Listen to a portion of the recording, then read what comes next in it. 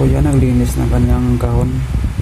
Ayan, yung ginagamit niya sa doll. Tapos may upuan siya at saka may payong pa. Pero si kuya, ang talino mo. Super talaga. Nag-prank si Kuntilanak.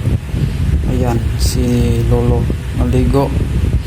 Tingnan natin kung matakot. Tingnan lang. Sige Lolo, pangamoy na Lolo, pangamoy na sa tubig. Aba. Yun. Natakot tuloy. Natakot siya tuloy. Yung babae lumakad. Ayan, binuksan ng bag niya. Aba, maraming nakapotos na sa bag. Aba, maliit pa ang bag. Aba, may kagita pa. Asus. Ayan na. Ayan, hindi pala sa kanya. Hindi pala sa kanya tumawa.